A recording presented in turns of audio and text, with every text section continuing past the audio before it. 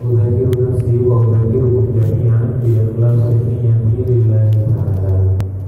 Saya mengingatkan diri saya pribadi dan semua yang hadir untuk senantiasa mengikhlaskan niat karena Allah Subhanahu wa ta'ala. Gimana kabar saudara? Alhamdulillah, semangat muda ya.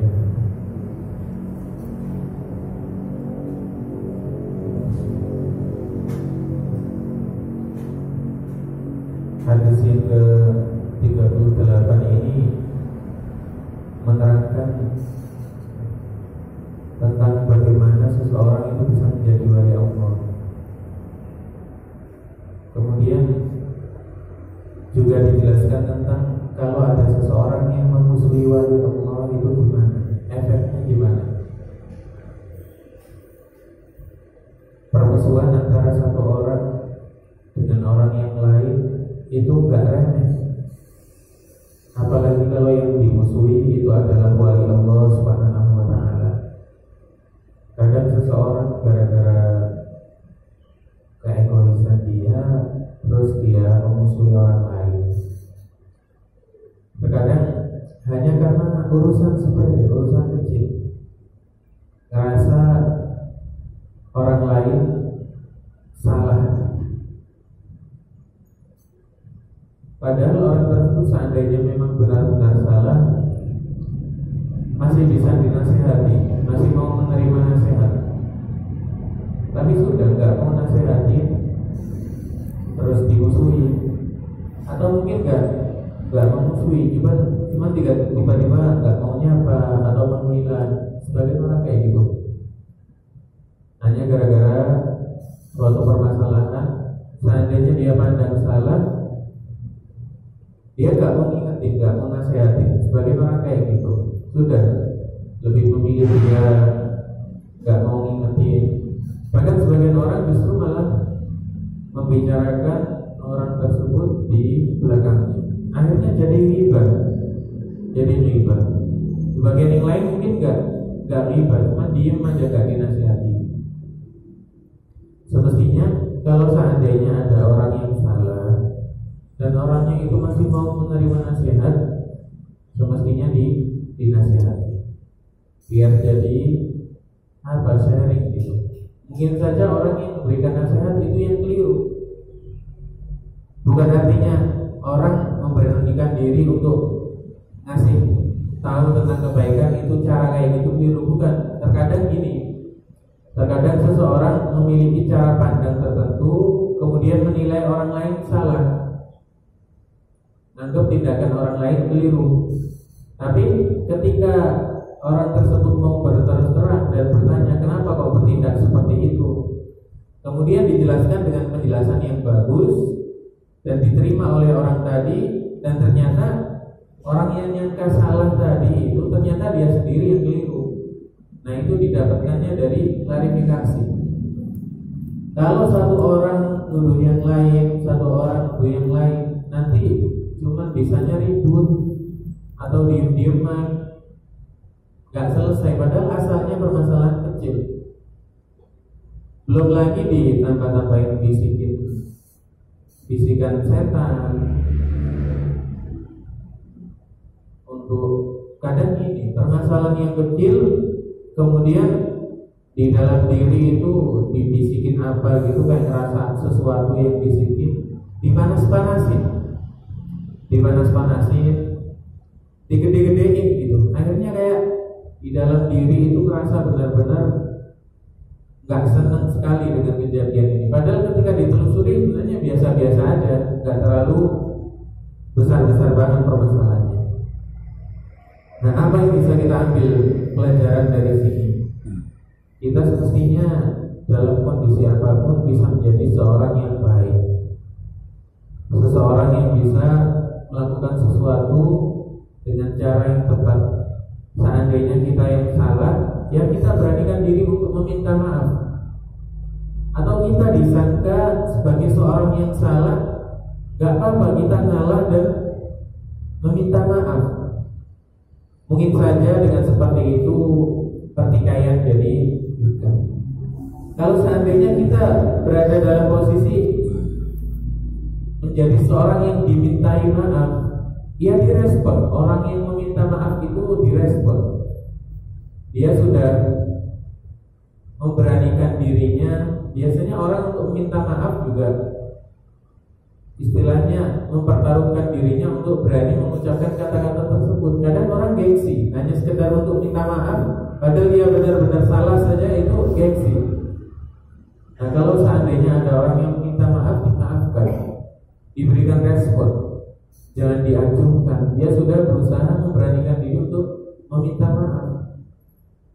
Jadi seperti itu. Jadi hadis yang ke-8 ini tentang bagaimana cara seseorang menjadi wali Allah Subhanahu wa ta'ala, dan bagaimana seorang itu yang menghukumi, yang memusuhi wali Allah. An Abi Hurairah radhiyallahu anhu annahu qala Rasulullah sallallahu alaihi wasallam, inna Allah ta'ala qala man 'ada li waliyan faqad azantuhu bil harbi. Baginda Muhammad sallallahu alaihi wasallam bersabda, inna Allah ta'ala qala, sesungguhnya Allah Subhanahu wa ta'ala berfirman. Ini sabdanya Rasul. Kata Rasul, sesungguhnya Allah berfirman, barang siapa, dalam firman Allah disebutkan, barang siapa yang memusuhi waliku. Jadi ada orang yang memang diangkat oleh Allah untuk menjadi walinya, untuk menjadi kekasihnya. Bukan berarti Allah butuh pada wali, bukan. Allah tidak butuh pada sesuatu apapun. Gak butuh pada wali, gak butuh pada nabi, gak butuh pada malaikat. Justru mereka semuanya yang butuh terhadap Allah Subhanahu wa ta'ala. Namun memang Allah menghendaki ada orang-orang tertentu yang diangkat menjadi walinya, yang diangkat menjadi nabinya. Itu sesuai dengan kehendak Allah. Baginda Muhammad dijadikan rasulnya, dijadikan utusannya, dijadikan sebagai nabinya. Dan dia adalah makhluk yang paling mulia. Di antara semua makhluk yang paling mulia adalah Baginda Muhammad sallallahu alaihi wasallam. Faqad azantuhu bil harbi. Kata Allah, firman Allah, barang siapa yang memusuhi waliku, maka sesungguhnya aku beritahukan kepadanya bahwasanya aku memeranginya. Artinya dia jadi musuhnya Allah Subhanahu wa ta'ala karena dia memusuhi wali Allah. Makanya kalau ada seseorang yang soleh, kemudian orang yang soleh tersebut sekarang diberitakan dengan berita-berita yang buruk, atau orang-orang tertentu yang memang sebenarnya akhlaknya bagus tapi diberitakan dengan berita-berita yang buruk, kita nggak usah ikut-ikutan. Kita nggak tahu terkadang beritanya itu benar atau beritanya itu keliru. Kadang berita itu pakai menduga-duga sesuatu yang belum jelas, kemudian disimpulkan dengan cara tertentu, yang kesimpulannya mengarahkan orang-orang yang membaca untuk bersuudzon. Bahkan kadang kita karena ada suatu berita, sudah langsung kita termakan dengan berita tersebut dan menyimpulkan pokoknya kayak gitu. Apalagi orang yang diberitakan adalah orang yang kita nggak suka kepada dia, terus merasa cocok dengan berita itu, langsung divonis seperti itu. Terkadang kan kalau ada orang beritakan sesuatu, memang mereka dibuat untuk bisnis. Siapa yang bisa memberitakan dengan cara seperti ini dapat segini. Kalau seandainya ketepatan berita itu seperti itu, kemudian kita kemakan dan menyebarkan keburukan orang lain gara-gara berita tersebut, betapa buruknya efek yang akan kita terima gara-gara perbuatan kita. Padahal kita dari segi uang juga gak dapat apa-apa. Tapi karena kemakan omongan berita, jadinya kita berprasangka buruk pada orang lain. Seandainya kita gak ikut komentar buruk tentang orang lain karena tidak termakan berita, itu juga gak ngefek apa-apa sama kehidupan kita sebenarnya. Cuman kita memperbanyak diam dari sesuatu yang memang buruk. Banyak diam itu bagus, kecuali diam dari menjelaskan tentang kebenaran padahal dia mampu. Jadi as-sakitu 'anil haqqi syaitonun akhras. Orang yang diam dari menyampaikan kebenaran itu beratnya seperti setan yang bisu. Tapi kebanyakan dalam kondisi-kondisi kebanyakan diam itu justru sebuah kebaikan. Orang banyak ngomong padahal dia gak berilmu, omongannya banyak kelirunya daripada benarnya. Seandainya benar pun itu ketepatan, karena dia gak berilmu, tidak tahu, tapi ketepatan. Apa selanjutnya? Wa ma taqarraba ilayya 'abdi bi syai'in ahabba ilayya mimma aftaradtu 'alaihi. Kata Allah, tidaklah seorang hamba mendekatkan diri kepadaku dengan sesuatu apapun yang lebih aku cintai melebihi dari sesuatu yang aku wajibkan baginya. Artinya apa? Artinya ketika seseorang mendekatkan diri kepada Allah dengan sesuatu yang diwajibkan, itu lebih dicintai oleh Allah daripada mendekatkan diri dengan sesuatu yang lain. Ini menjelaskan bahwasanya perkara-perkara yang fardu, perkara-perkara yang wajib itu lebih diutamakan daripada perkara-perkara yang sunnah. Kadang orang menyibukkan diri dengan zikir. Zikir itu apa hukumnya? Hukumnya sunnah. Baca astagfirullah, baca la ilaha illallah, baca alhamdulillah, subhanallah, atau wirid-wirid thariqah tertentu. Membaca zikir, memperbanyak zikir, itu hukumnya sunnah. Bagus jika dilaksanakan. Tapi kalau dia punya kewajiban terus dia tinggalkan gara-gara zikir, ini yang jadi nggak bagus. Zikirnya bagus, orang memperbanyak zikir bagus. Subhanallah dia baca 10.000 dalam satu hari misalnya. Sebagian baca 5.000, sebagian baca 1.000. Bagus, ini bagus. Yang mengingkari kebagusan ini justru dia yang bodoh. Ini bagus. Tapi kalau ada orang mementingkan zikir yang semacam ini dan meninggalkan sholat fardu atau kewajiban-kewajiban yang lain, ini yang jadi buruk. Meninggalkan yang fardu ini loh yang jadi buruk. Karena kalau yang sunnah ini dia tinggalkan, dia nggak dapat dosa.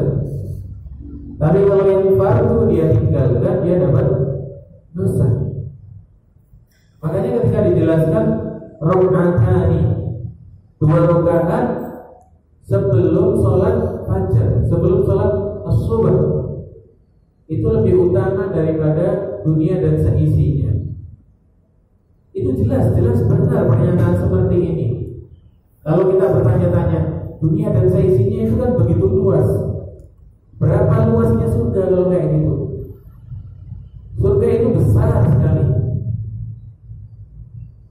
berlipat-lipat dari dunia dan seisinya ini. Ketika dikatakan dunia dan isinya itu maksudnya antara langit pertama dengan bumi pertama.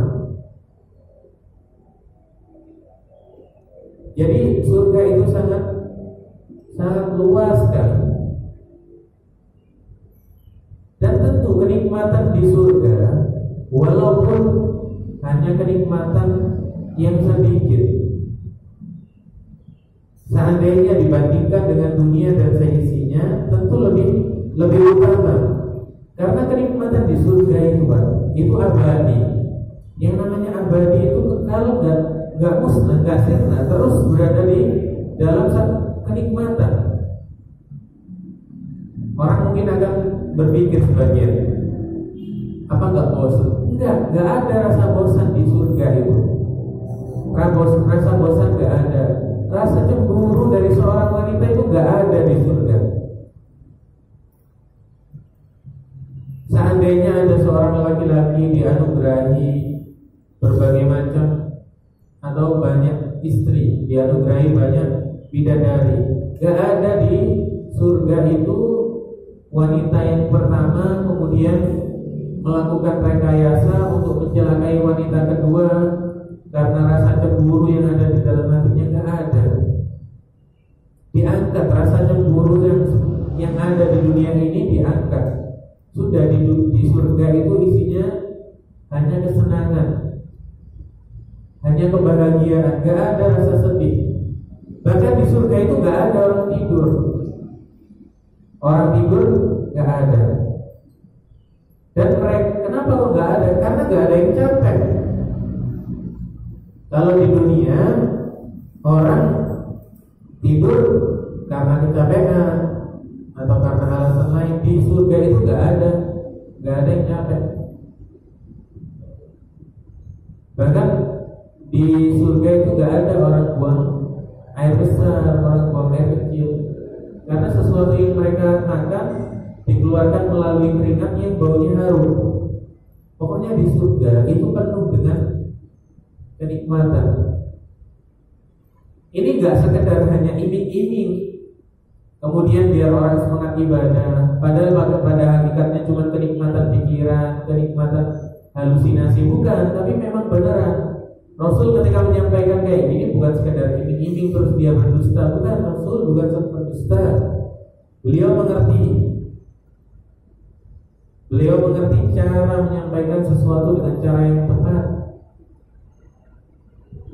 Dan orang-orang di masanya Rasul bukan, nggak benar kalau dikatakan mereka para sahabat itu orang yang barbar, orang yang nggak bisa mikir.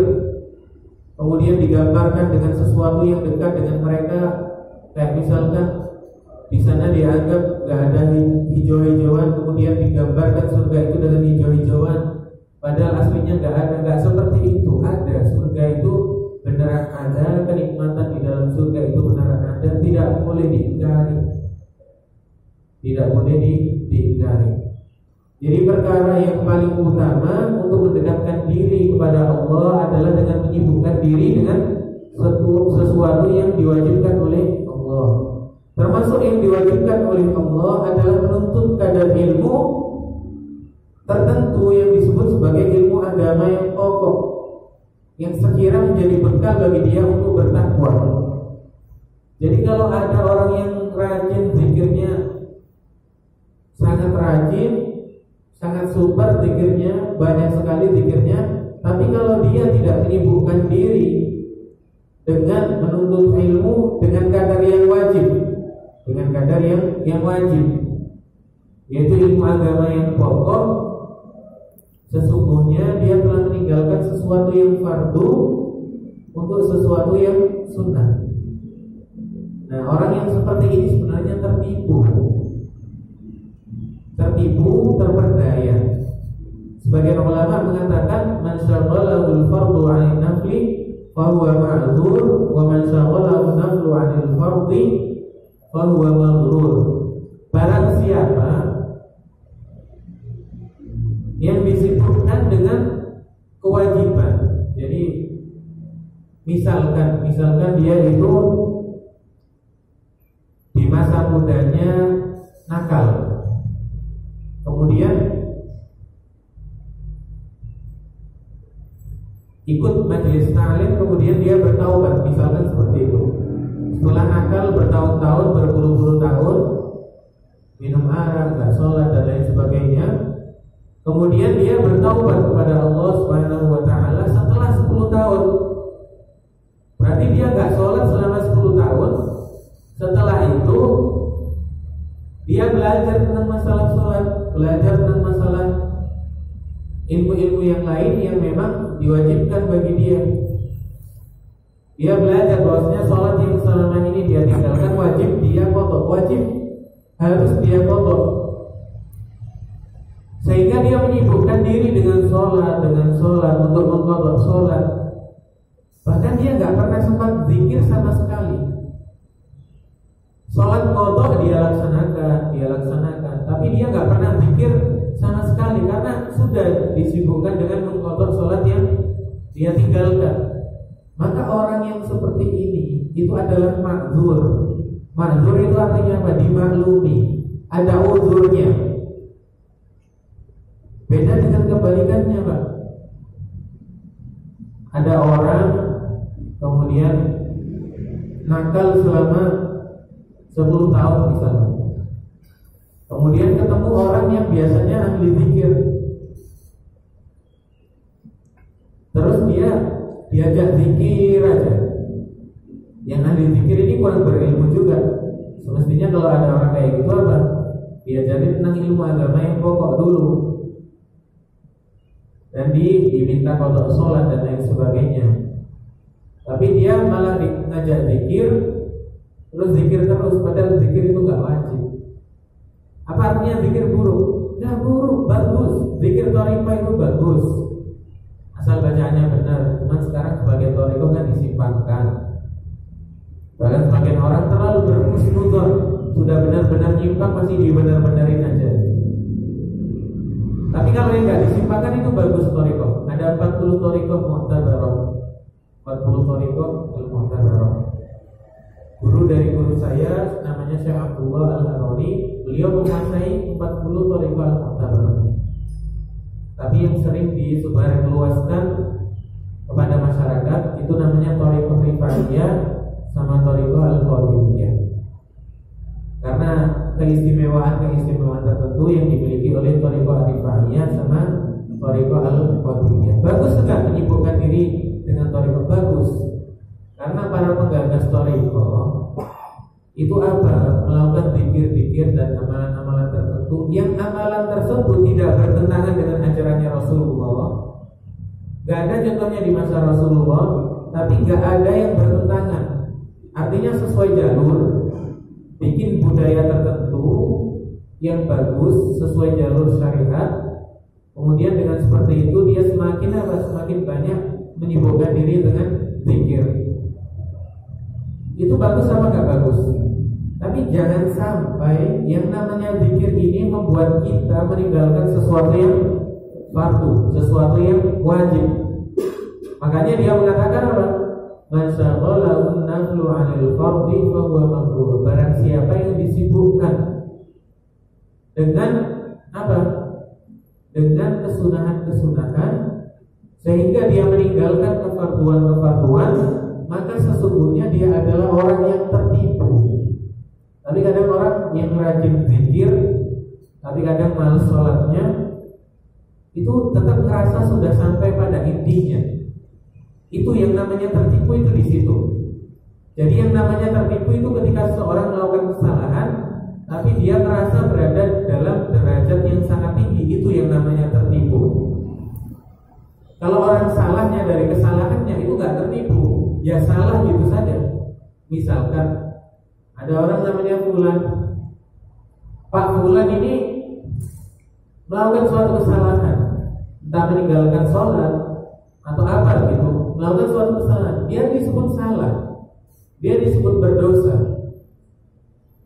Tapi ketika dia jadi seorang yang menyadari bahwasanya dia itu bersalah, kalau bersalah kepada orang lain meminta maaf, kalau bersalah berdosa kepada Allah karena meninggalkan kefarduan-kefarduan, dia bertaubat, menyesali perbuatan tersebut dan mengkodok sholatnya. Misalnya kalau yang ditinggalkan adalah sholat, ya dia salah, tapi dia seorang yang menyadari kesalahannya.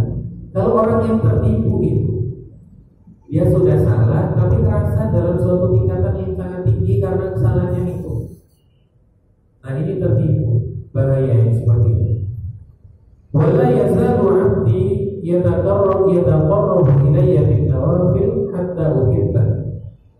Jadi seorang hamba senantiasa mendekatkan diri kepada Allah dengan kesunahan-kesunahan sampai akhirnya dia menjadi hamba yang dicintai oleh Allah, menjadi seorang yang diangkat menjadi wali Allah Subhanahu wa ta'ala.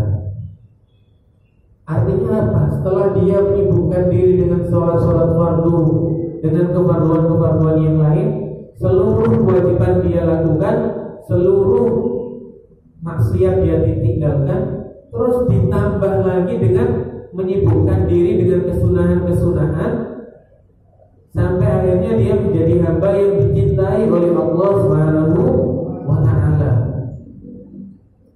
Jadi pertama melakukan kewajiban-kewajiban, terus ditambah memperbanyak kesunahan-kesunahan, maka orang ini bisa jadi wali Allah.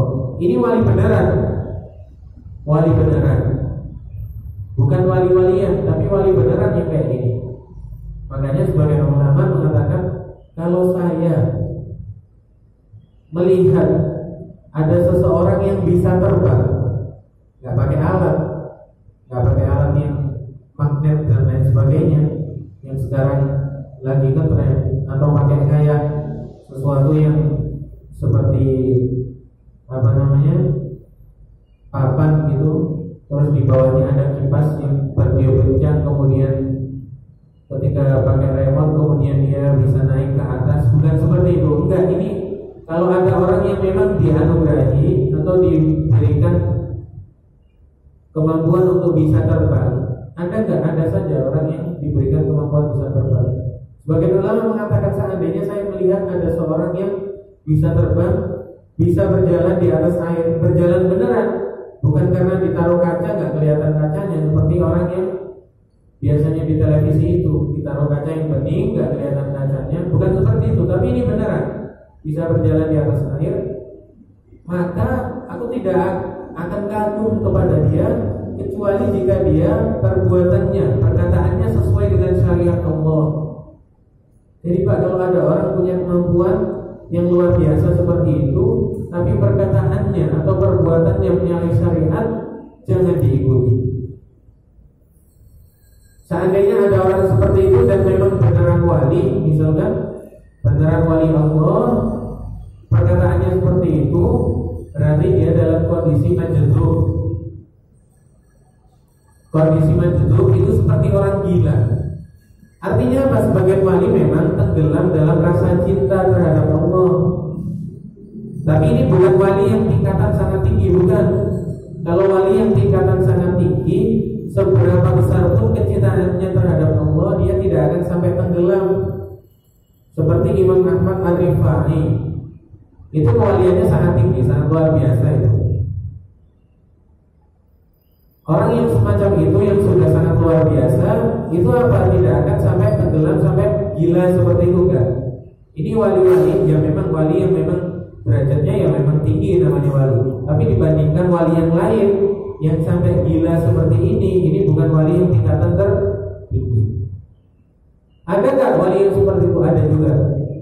Nah, terkadang dia mengucapkan kata-kata kufur, terkadang dia mengucapkan kata-kata yang bertentangan dengan syariat Islam. Ini kata-katanya nggak boleh diikuti.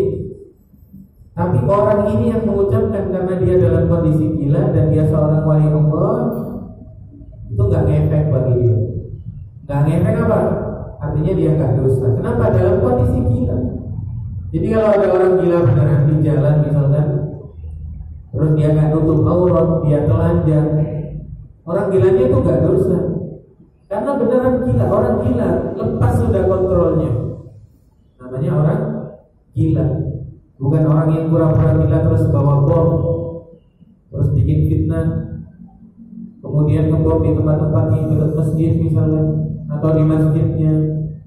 Pura-pura gila kemudian dia jadi pengintai misalnya. Bukan itu, tapi ini gila beneran. Gila beneran. Maka sudah, seandainya dia melakukan sesuatu yang memang kelihatannya melanggar syariat, tapi karena dia gila, ya nggak dihukumi dia berdosa. Tapi nggak boleh diikuti, itu seperti itu. Fa'idha ahbabtuhu, qala ta'ala, fa'idha ahbabtuhu kuntu sam'ahu alladhi yasma'u bihi, wa basarahu alladhi yubsiru bihi, wa yadahu alladhi yabtishu biha, wa rijlahu alladhi yamshi biha. Kalau kata Allah, kalau aku sudah mencintainya, artinya dia sudah dijadikan wali Allah, Kata Allah, kuntu sam'ahul ladzi yasma'u bihi. Artinya pendengaran dia dijaga oleh Allah untuk tidak mendengarkan sesuatu yang merupakan kemaksiatan terhadap Allah Subhanahu wa taala. Penglihatan dia dijaga oleh Allah untuk tidak melihat sesuatu yang diharamkan oleh Allah Subhanahu wa taala. Kakinya dijaga oleh Allah untuk tidak melangkah kepada sesuatu yang merupakan kemaksiatan terhadap Allah Subhanahu wa taala. Artinya anggota badannya ini Pak, kalau sudah menjadi wali itu dijaga oleh Allah Subhanahu wa taala. Jadi kalau wali itu sudah enggak seperti manusia biasa yang sering maksiat. Yang mungkin saja wali itu terjatuh pada kemaksiatan. Tapi seandainya terjatuh pada dosa besar, misalkan dia langsung diingatkan, kemudian dia segera bertaubat dan tidak mati kecuali dalam kondisi bertaubat. Jadi kalau ada seorang yang sudah jadi wali beneran, bukan wali murid, wali beneran, sudah kalau dia jatuh pada kemaksiatan dikasih ilham, kemudian dia bertaubat kepada Allah Subhanahu wa taala. Jadi enggak bertahan lama terusan bermaksiat, bukan, tapi dia justru bertaubat. Jadi kalau wali itu keluar dari dunia ini artinya mati. Wali itu sudah mati, dia tidak akan merasakan sedikit pun rasa pedih. Di kuburan tidak akan merasakan kepedihan, kemudian di padang mahsyar tidak pernah merasakan kesedihan, juga tidak pernah merasa panas sedikit pun tidak ada. Jadi mereka-mereka yang butuh syafaat, butuh pertolongan dari Rasulullah di akhirat nanti, mereka-mereka yang merupakan pendosa-pendosa dan mati dalam kondisi beriman. Kalau orang-orang mati dalam kondisi bertakwa itu nggak susah sama sekali, Pak. Nggak susah. Di kuburan senang. Gimana nggak senang orang ditemenin sama amal baiknya? Istrinya balik lagi ke rumah. Mana ada istri yang nemenin di kuburan? Malam dikit ya takut dia perempuan. Ayah ibunya kalau seandainya belum meninggal, anak-anaknya belum meninggal misalnya, balik ke rumah, nggak mau nungguin. Yang jadi teman ketika seseorang berada di alam kubur itu amal baik. Sudah. Gimana? Tidurnya pengantin baru, senang apa enggak? Senang biasanya kan? Tidurnya pengantin baru. Digambarkan seperti itulah tidurnya seorang yang bertakwa ketika di kuburnya. Jadi tidur di kubur itu panjang sekali, Pak. Makanya kalau di dunia sudah tidak usah terlalu memperbanyak tidur, diperbanyak untuk beribadah kepada Allah Subhanahu wa taala. Wala in sa'alani la u'tiyanna. Jika dia meminta, kata Allah, jika dia meminta kepadaku, niscaya akan aku berikan apa yang dia minta. Makanya hati-hati sama wali. Kalau ada orang yang menzalimi wali, kemudian dia meminta sesuatu, apa yang diminta diturutin, bisa celaka itu yang zalimin. Gak cuma celaka di akhirat, bisa celaka di dunia juga itu. Perlu hati-hati juga sama orang tua. Sama orang tua perlu hati-hati. Kadang orang durhaka sama orang tua, pikirnya santai-santai aja. Bahkan sebagian laki-laki bilang gini, kata dia, saya kalau sama ibu saya nggak berani, tapi kalau saya sama ayah, saya hajar dia kalau macam-macam. Saking pengen menunjukkan rasa cintanya pada ibu, padahal keliru besar kayak gitu. Ayah sama ibu sama-sama harus dihormati, harus berbakti. Walaupun dia ingin berbakti cinta kepada ibunya, nggak boleh menzalimi ayahnya. Seandainya ayahnya menzalimi ibunya, dia nggak boleh ikut-ikutan berbuat zalim pada ayahnya. Walaupun dengan alasan gara-gara ingin cinta terhadap ibu, nggak boleh. Kalau ayahnya berbuat zalim, harus ditolong dengan cara menghentikan ayahnya dari kezalimannya. Bukan justru berbalik berbuat zalim pada ayahnya, bukan.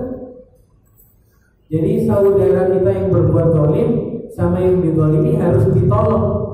Kalau yang dizalimi ditolong dengan cara dilindungi, Kalau yang berbuat zalim ditolong dengan cara dihentikan dari kezalimannya. Jadi kalau ada ayah berbuat zalim pada ibunya, cara kita menolong ayah kita gimana? Dengan cara menghentikan dia dari kezalimannya, bukan dengan cara berbuat zalim balik kepada ayahnya. Ayahnya dihajar, dipukul, bahkan dibunuh sebagian gara-gara ingin mengekspresikan rasa cinta kepada ibunya. Nggak boleh seperti itu. Nggak boleh. Ayah sama ibu, walaupun ibu kehebatannya di hadapan putranya itu lebih besar, akan tetapi keduanya sama-sama dihormati. Terkadang orang yang membangkang, orang yang durhaka kepada orang tua, itu gak cuma di akhirat disiksa juga, tapi di dunia juga. Dan perlu diketahui, walaupun kita sudah tua usia 60, kalau masih punya orang tua, tetap kita sama-sama tua dengan orang tua kita, sama-sama berubah dengan orang tua kita, tetap kita perlu berbakti kepada orang tua kita. Seandainya orang tua keliru, dinasihatin. Jadi bukan berarti berbakti semuanya didiemin terus kita oke-oke saja, enggak. Kalau orang tua bermaksiat ya dinasihatin. Itu termasuk wujud bakti juga. Dan sangat luar biasa orang yang mau menasihati, tapi tentu dengan cara yang sopan. Orang tua jangan dihardik, nasihatin. Orang tua kayak ngasih tahu ke anak kecil. Perlu dibedakan antara orang tua dengan anak kecil, jangan disamakan. Ketika orang tua mendengar perkataan kita dengan cara yang tidak sopan, orang tua sudah sakit kan? Yang malah ditimpuk aja pak gitu, jangan. Tapi justru dengan cara yang sopan, dengan cara yang santun. Begitu cara bermuamalah terhadap orang tua. Apalagi kalau dianugerahi orang tua sebagai wali Allah, itu luar biasa. Tapi terkadang seorang karena keegoisan, hal-hal yang luar biasa itu sudah tidak dipandang lagi sama dia, karena keegoisan dia. Wa in ista'adzani lahuwaidanna. Seandainya dia meminta perlindungan kata Allah, seandainya dia meminta perlindungan kepadaku, aku akan melindunginya. Jadi wali Allah itu jangan sampai dibuat main-main. Tapi perlu diketahui, walaupun banyak orang mengumumkan di televisi ini wali Allah, ini wali Allah, ini wali Allah, karena nggak beneran wali Allah juga. Tapi lihatlah pada perkataannya, lihatlah pada perbuatannya, bagaimana amalan dia sehari-hari. Seandainya dia menjaga syariat dengan betul, dia menjaga untuk senantiasa beribadah kepada Allah, ngomongnya nggak macam-macam, nggak menyalahi syariat Allah. Orang yang semacam ini perlu benar-benar dijaga diri kita untuk tidak menyakiti dia, seperti halnya kita tidak menyakiti orang lain juga. Jadi intinya kita perlu menjaga diri, jangan sampai kita mencari permusuhan kepada orang-orang yang tidak layak untuk dimusuhi, apalagi itu merupakan wali Allah Subhanahu wa Ta'ala. Semoga bisa bermanfaat. Jika ada yang belum jelas bisa ditanyakan, silakan. Ya. Mana caranya kita tahu seseorang itu wali?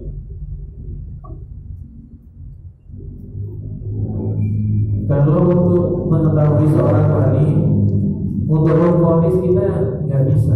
Ini pasti wali nggak bisa. Kecuali jika wali tersebut disaksikan, maksudnya wali-wali yang lain bersaksi bahwasanya dia beneran wali, sudah bisa diketahui. Misalkan Imam Ahmad Al-Rifai, sudah banyak para wali yang bersaksi bahwasanya beliau adalah seorang wali Allah Subhanahu wa Ta'ala. Adapun untuk memvonis, kadang seseorang itu tahu dirinya jadi wali, dirinya sendiri tahu ketika dia sudah mati, ketika dia mau mati. Ketika dia mau mati, malaikat maut mengatakan kepada dia, "Absyir ya wali Allah." Bergembiralah wahai wali Allah. Sebelumnya nggak tahu kalau dia jadi wali, Pak. Sebelumnya nggak tahu, mungkin saja bapak jadi wali terus tahunya ketika sudah mau wafat. Adapun kita, apalagi kita yang nggak tahu kondisi orang lain, itu nggak bisa memvonis ini loh wali misalkan. Oh Habib ini adalah wali gitu. Padahal walaupun para pengikutnya misalkan pada bilang ini adalah wali, kalau dia bukan wali ya bukan. Tapi caranya kita untuk mendeteksi kesolehan seseorang dilihat gimana perbuatannya, gimana perkataannya, kalau sesuai dengan syariat dan dia memperbanyak melakukan kesunahan-kesunahan. Apa yang kita katakan? Mungkin saja dia diangkat menjadi wali Allah, tapi saya tidak berani memastikan.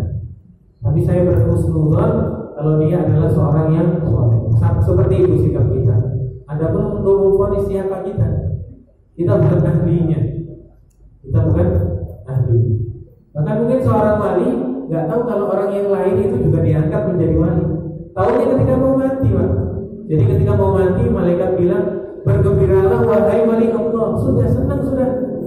Karena dia jadi wali Allah. Seumur hidupnya cuma menyibukkan diri dengan ibadah, sudah nggak nyangka-nyangka dirinya jadi wali enggak. Kadang orang kalau sudah jadi wali itu malah ngerasanya saya itu kok banyak kurangnya gitu. Saya itu kok banyak kurangnya. Jadi kalau orang sudah merasa jadi wali Allah, perlu dipertanyakan itu kok bisa merasa kayak gitu. Kegeeran, dirasa atau apa gitu kan. Adapun kita nggak bisa memvonis, kita nggak tahu. Mungkin saja kelihatan di depan kita sholat, tapi ternyata di belakang dia nggak sholat.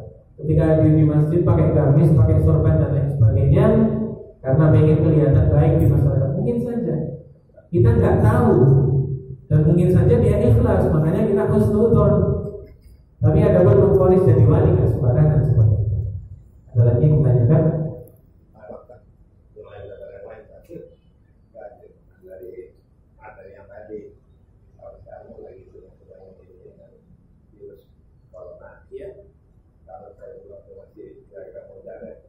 Terjadi wabah virus atau apa di masjid di mana waktu tahlilan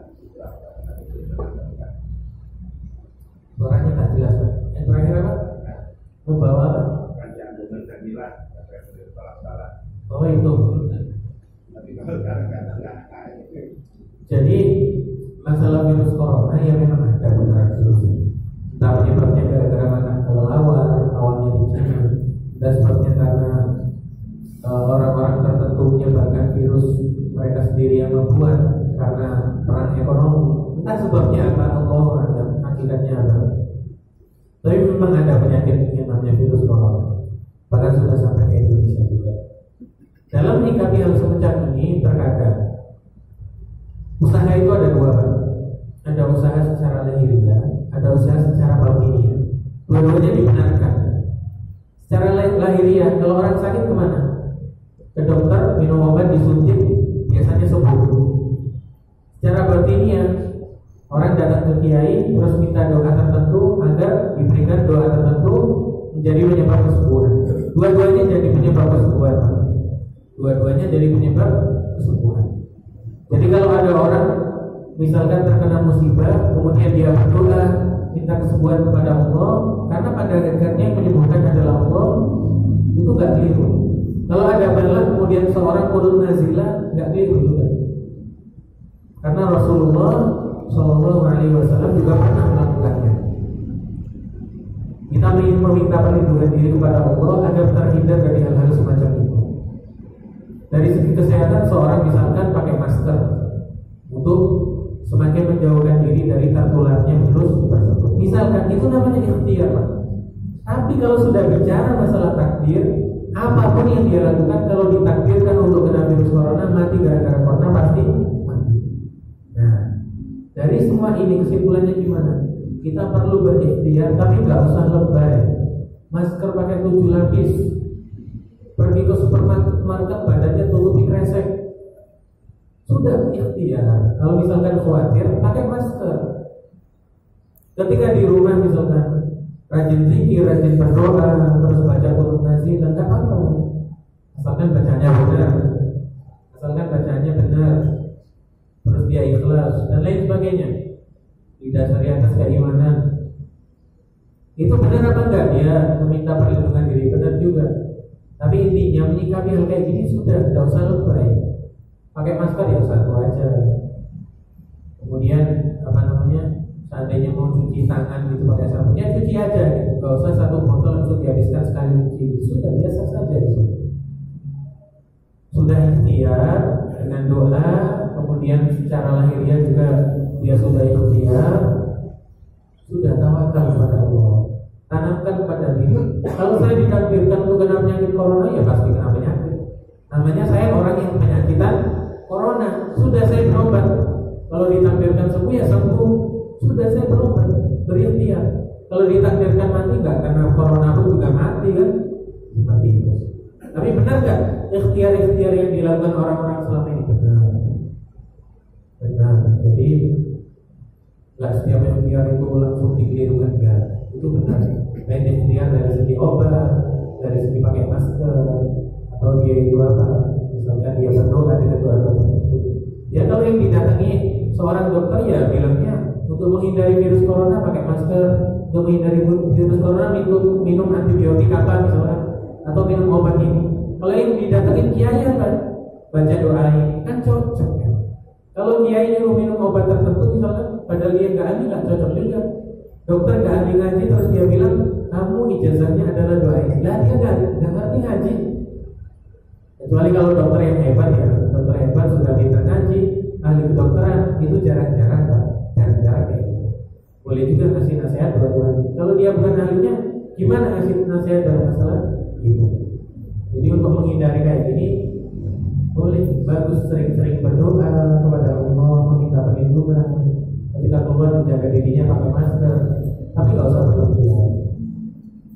Punya mobil misalkan, takut kehilangan, dia dijaga, dikunci, ditaruh di tempat parkir yang aman. Sudah nggak perlu dinaikkan ke lantai 2, dipotong, kan nggak kuat juga. Punya motor, itu takut kehilangan, itu kok pakai kunci apa? Nggak perlu digotong ke kamarnya di lantai 2, lantai 3, rumah susunnya. Nggak perlu terlalu berlebihan sudah. Ketika Rasulullah ditanyai, wahai Rasulullah, saya punya hewan tunggangan, apa saya lepaskan tinggalkan gitu saja dan saya tawakal? Apa sabda beliau? Ikatlah, lalu bertawakal. Jadi ikhtiar nggak itu ikatannya? Ikhtiar. Tapi sudah setelah itu tawakal. Kalau khawatir terus nggak tenang hidup kita nanti. Mau salaman sama kawan, wah corona ini, takut corona. Sekarang orang kan takut salaman sama perempuan cantik gara-gara corona, tapi nggak takut sebelum menyebarkan virus corona salaman, padahal itu bukan mahram. Gimana itu? Semestinya takut kan bersalaman sama wanita yang bukan mahram, karena memang nggak boleh. Tapi sekarang malah takut salaman sama perempuan, padahal walaupun cantik sekali, karena takut corona. Kenapa kok lebih takut corona daripada siksaan Allah yang begitu berbeda? Perlu dipertanyakan sama hati. Apakah seorang wali itu dipilih dari syekh atau dari habib? Kemudian apakah beliau itu sudah dapat takdir dari Allah? Terima kasih. Jadi segala sesuatu yang terjadi semuanya tanpa terkecuali itu adalah takdir dari Allah. Misalkan seandainya kita ditakdirkan jadi orang biasa-biasa, itu adalah takdir dari Allah. Seandainya fulan jadi wali, itu adalah takdir dari Allah. Jadi ketika kita berbicara tentang takdir, orang jadi wali, orang jadi nabi, orang jadi apapun, semuanya tidak lepas dari takdir Allah. Cuman keistimewaannya wali, keistimewaannya nabi, kalau seseorang yang namanya nabi itu sudah memang pilihan. Seandainya orang nggak dipilih oleh Allah untuk menjadi nabi, tidak diangkat oleh Allah menjadi nabi, walaupun dia menjadi semakin taat dan taat sebagainya, dia tidak akan menjadi nabi. Tapi kalau wali Allah, setiap orang yang berusaha untuk menjadi hamba yang taat, menjalankan setiap perintah Allah dan meninggalkan larangannya, dan dia memperbanyak kesunahan-kesunahan, itu bisa jadi wali. Tapi untuk jadi nabi, kalau dia nggak dipilih, walaupun sebesar apapun istilahnya usaha dia nggak akan jadi. Terus gimana hubungannya dengan habib atau hubungannya dengan syekh atau kiai misalkan, walaupun Habib tersebut misalkan dia menyatakan ini akan jadi wali atau ini akan jadi itu, jika Habibnya itu adalah seorang yang beneran wali, ini ketika berbicara beneran wali kita juga tahu itu beneran wali apa enggak ya. Tapi yang dimaksud beneran wali bukan karena dianggap orang-orang ini wali, bukan karena itu. Kadang orang yang dianggap orang-orang banyak itu ini wali, kuburannya banyak diziarahi, belum tentu wali juga. Sebagian orang kuburannya banyak diziarahi karena dianggap wali, di dalam ternyata dia kepanasan, disiksa karena akidahnya menyimpang. Padahal banyak diziarahi, kemudian dia itu termasuk orang yang benar-benar dikagumi oleh masyarakat, dianggap pahlawan atau dianggap seorang yang besar atau apa. Ternyata di dalam kubur disiksa karena banyak omongan-omongan yang menyimpang dari syariat. Jadi tidak ditentukan oleh vonisnya seseorang. Ya mungkin saja sebagian orang yang benar-benar jadi wali Allah, entah itu Habib, entah itu syekh atau apa gitu, kalau beneran wali kemudian dia dapat firasat bahwasanya orang ini akan diangkat menjadi wali, itu seandainya dapat firasat seperti mungkin saja benar perkataannya, tapi tidak bisa menjamin. Intinya seseorang itu jadi wali jika dia melaksanakan setiap kewajiban, meninggalkan larangan sampai kadar waktu tertentu, terus istiqomah kayak itu, dan dia memperbanyak melakukan kesunahan, dia jadi wali. Tapi kita nggak bisa memvonis, walaupun atas nama Habib, atas nama syekh. Gak setiap yang atas nama Habib itu beneran Habib, Pak. Gak setiap yang atas nama Habib itu beneran Habib. Tapi kan kita perlu husnuzon, berprasangka baik. Tapi bukan berarti berprasangka baik kita main lempar ini wali, ini bukan wali, ini wali, ini bukan wali, bukan seperti itu. Kita perlu dengan ilmu agama kita membedakan mana yang baik dan mana yang buruk. Yang baik kita ikuti, yang buruk kita tinggalkan. Jika menjumpai kesalahan dari orang lain kita nasihati. Alhamdulillah bisa dibantu, kita baca tahlil bareng-bareng dan sholawat. La ilaha illallah, la ilaha illallah, la ilaha illallah.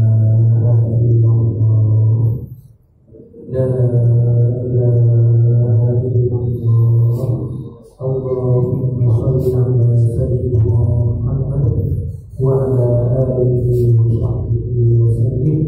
Allahumma shalli ala sayyidina Muhammad wa ala alihi wa sahbihi wa sallim. Allahumma shalli ala sayyidina Muhammad wa ala alihi wa sahbihi wa sallim. Rabbi ighfirli wa li walidayya wal mu'minat. Rabbi ighfirli wa li walidayya wal mu'minat. Rabbi ighfirli wa li walidayya wal mu'minat. Walhamdulillah.